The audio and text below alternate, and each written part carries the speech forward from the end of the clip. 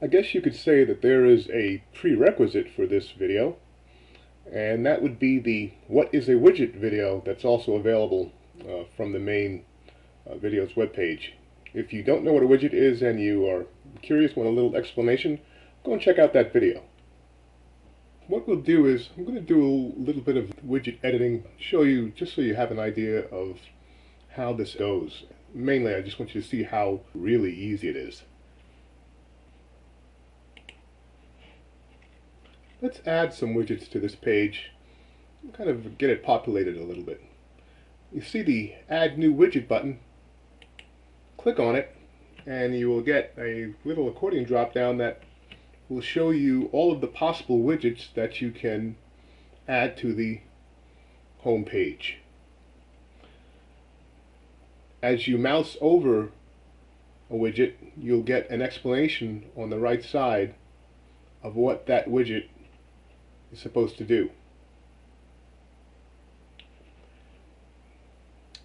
You can select as many widgets as you'd like. Just keep in mind that the more widgets you select, the longer your home page could potentially be, depending upon how you have it configured, especially with regards to lists. Lists can make your home page long. Book lists, bulletin lists, reviews. So it's something that you want to keep in mind when editing this page. So I've just added all of the widgets that can be added, just so you can have an idea of what this might look like.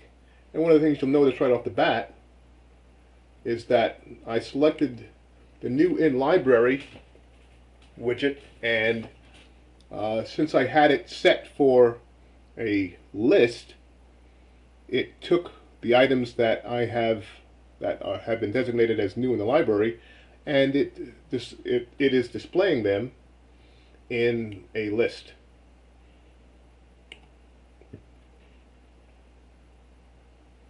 If I were to edit the format of the new in library list, let's give it a carousel and give it a maximum list size of 10 and save it.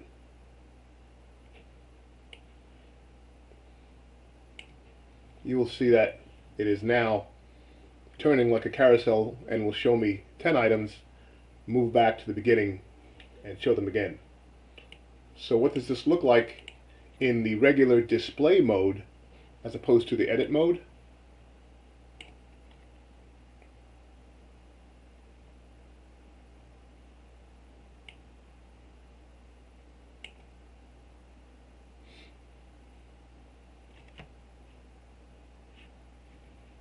So that is the way you add a widget or series of widgets. Taking away widgets is just as easy. Taking away widgets is just as easy. Simply delete the widgets that you no longer need or want to temporarily get rid of. Remember that when you delete the widget, you're not having any effect on any of the configuration that determines what items that determines what items are in the widget. The widget's contents are not affected by you deleting the widget from the screen. So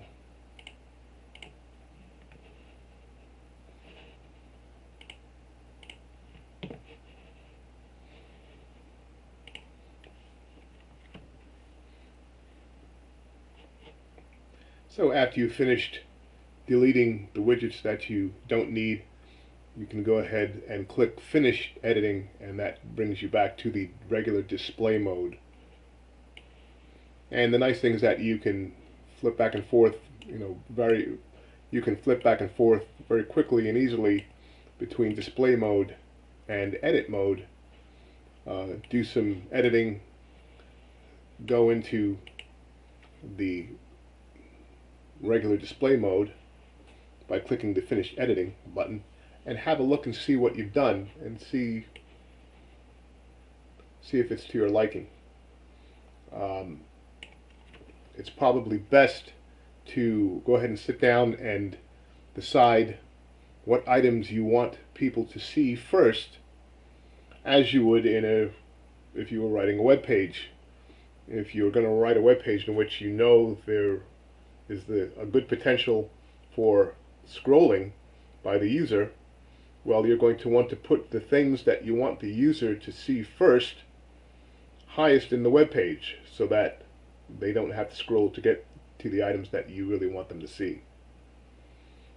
So that's one consideration for editing the home page. And that is how you add widgets, and that is how you add and delete widgets on the home page.